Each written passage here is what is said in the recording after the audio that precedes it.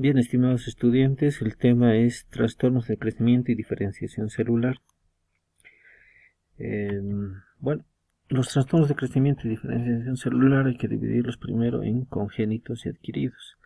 Adquiridos aquellos que se van adquiriendo, como dice su nombre, a través del tiempo, al pasar ciertos procesos de enfermedad o ciertos procesos de adaptación. Los congénitos, en cambio, son aquellos que se desarrollan durante la etapa de gestación, de formación de órganos, de desarrollo intrauterino. Esos congénitos corresponden a agenesia, hipoplasia. Dentro de hipoplasia tendremos que también hablar de aplasia, atresia y ectopía. Dentro de los trastornos de crecimiento, dice, ¿no?, celular adquiridos, atrofia, con ese término también tenemos que relacionarnos la hipotrofia, hiperplasia e hipertrofia. Esto hemos mencionado ya en una de las primeras clases como mecanismos de adaptación celular.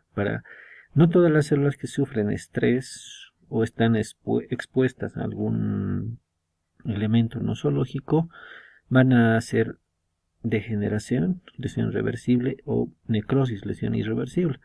Pueden adaptarse, y una manera de adaptarse puede ser atrofia, hipotrofia, hiperplasia, hipertrofia y metaplasia.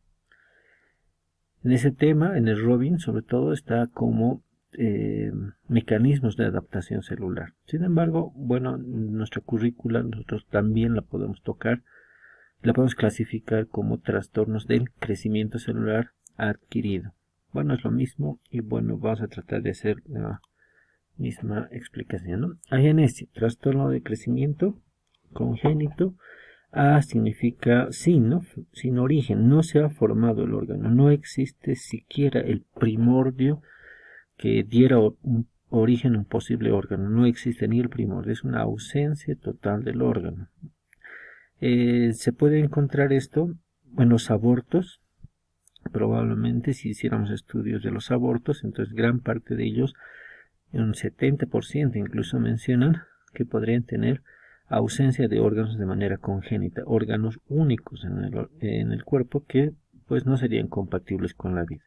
Sin embargo, la ausencia de órganos dobles, de uno de los órganos dobles, puede ser compensada por el órgano que ha podido desarrollar, y de tal manera que no haya sido clínicamente notoria la ausencia del otro órgano, y sí llega a ser un hallazgo durante, por ejemplo, como en este caso, agenesia renal, ausencia de uno de los riñones, y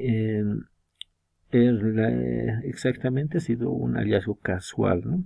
Aquí el corte transversal de una tomografía, viendo de abajo hacia arriba, entonces el riñón izquierdo es el que está ausente. De igual manera, en esta podemos ver que el riñón izquierdo es el que está ausente a comparación del otro, de su contraparte, ¿no? Agenesia renal. Agenesia pulmonar, ausencia de uno de los pulmones. En este caso, este está normal, podemos verlo insuflado, incluso hiperinsuflado, seguramente como mecanismo de compensación, y en el otro, mi tórax, no hay pulmón, al contrario, está ocupado por líquido, probablemente por órganos abdominales, incluso por tejido adiposo, y podemos ver incluso que no hay ensaña, más bien hay descenso, un descenso en relación al plano normal de las costillas. Hay espacios intercostales algo pequeños, oblicuos, entonces incluso hay una ligera escoliosis, ¿no?, de la columna dorsal. La agenesia también puede ser evidente, por ejemplo, ausencia de algunas piezas dentarias, agenesia dental, o ausencia incluso del pabellón auricular externo, en este caso, o llamado también anotia, por ejemplo. Entonces, no existe ni el primordio en este caso, ¿no? Otro ejemplo es la ausencia del cuerpo calloso, agenesia del cuerpo calloso. Aquí podemos ver presencia de un cuerpo calloso normal en una tomografía computarizada, y aquí no existe siquiera el órgano. Aquí hay un órgano pero rudimentario, ¿no? Hipoplasia del cuerpo calloso. La agenesia del cuerpo calloso se relaciona con retraso mental, dificultad para el aprendizaje, sobre todo, ¿no? Fundamentalmente. Bien. Agenesia patelar. Por ejemplo, aquí en esta radiografía no podemos observar la rótula en ambos lados, ¿no? No existe el desarrollo de ella. Bien. Otro trastorno del crecimiento, igual congénito, aplasia e hipoplasia. En la aplasia existe el primordio que va a dar origen al órgano, pero es un primordio muy rudimentario, no ha llegado a desarrollar, incluso está sustituido por mucho tejido conectivo fibroso.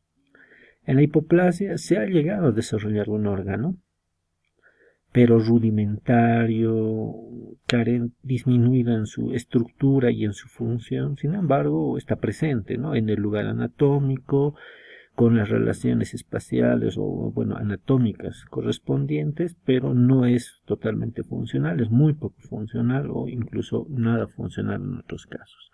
Esa es la diferencia entre aplasia e hipoplasia. Hipoplasia pulmonar, entonces, disminución.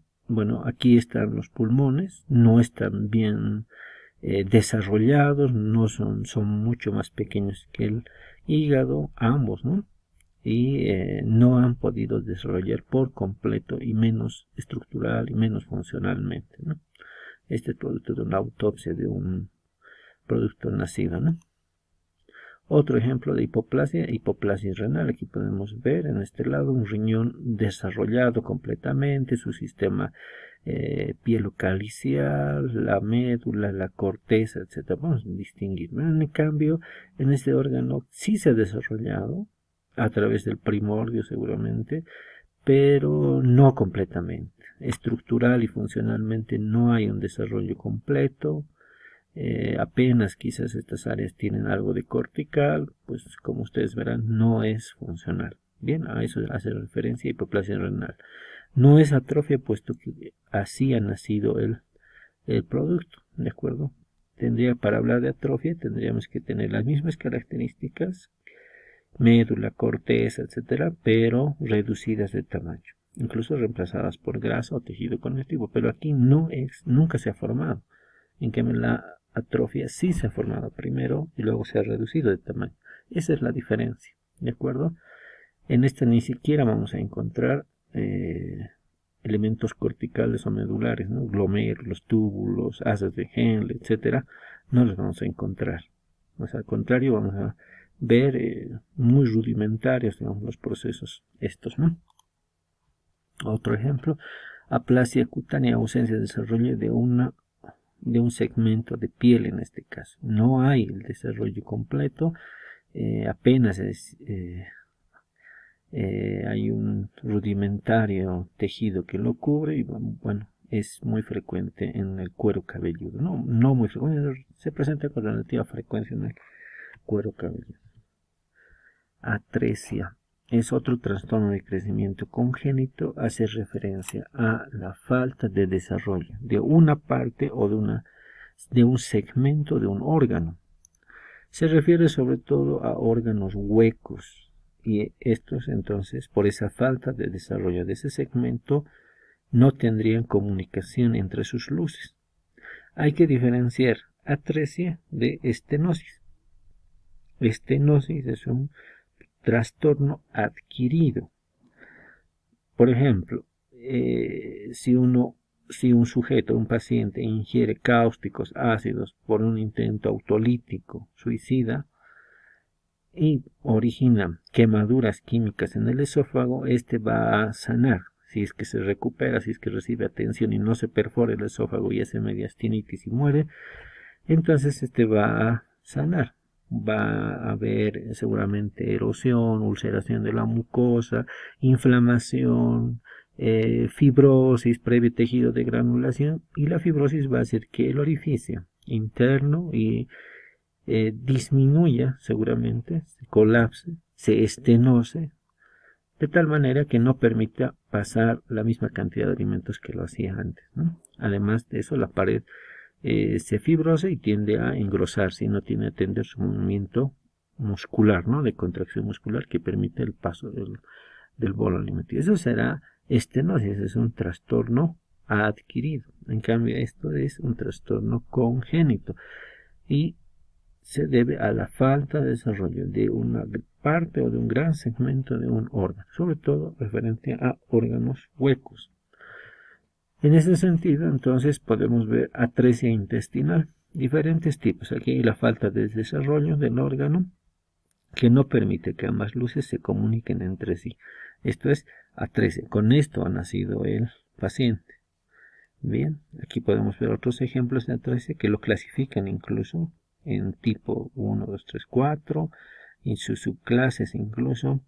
Otros todavía hay continuidad anatómica, pero no de su luz. Otros están unidos a ambos extremos por un cordón fibroso, otros están definitivamente separados en diferentes lugares del tubo digestivo, en este caso ileal, incluso a manera de segmentos de salchichas unidas por tejido conectivo entre sí y tubo digestivo con su luz reservada en otros lugares, intercalados estos con tejido fibrótico a manera de cordones. Bien, atresia intestinal. Otro que se presenta con relativa frecuencia es la atresia esofágica. Como ustedes pueden ver, el esófago no tiene continuidad, la porción proximal con la porción distal. Y en estos casos esta porción proximal puede conectarse anómalamente con la tráquea, haciendo una fístula tráqueo-esofágica, como se va a ver en patología digestiva. Atresia, entonces falta de comunicación de un segmento con otro por ausencia o falta de desarrollo de un segmento o gran parte de un órgano. ¿De acuerdo? Diferentes tipos de atresia las clasifican. Bien. Ectopía. Es la presencia de tejido normal, pero en una localización aberrante, ectópica, heterotópica también. ¿De acuerdo? Por ejemplo, el páncreas, nosotros sabemos que es retroperitoneal y no debería existir en otro lugar más tejido pancreático que en ese lugar, en el retroperitoneo, conformando un órgano lobular, cabeza, cuerpo y cola, irrigado, inervado, como ustedes recuerdan. Aquí podemos ver pared intestinal, hay una masa que protruye hacia la luz, una masa polipoide, sobrelevantada, que no tiene los pliegues característicos de ella. Se fija la muestra conforme, se realizan los cortes adecuados, el corte histológico nos revela la luz intestinal, ¿de acuerdo? Y podemos observar tejido pancreático, páncreas exócrino y algo de páncreas endocrino en islotes, ¿bien? Páncreas ectópico, heterotópico. Bien, ese es un ejemplo de ectopía.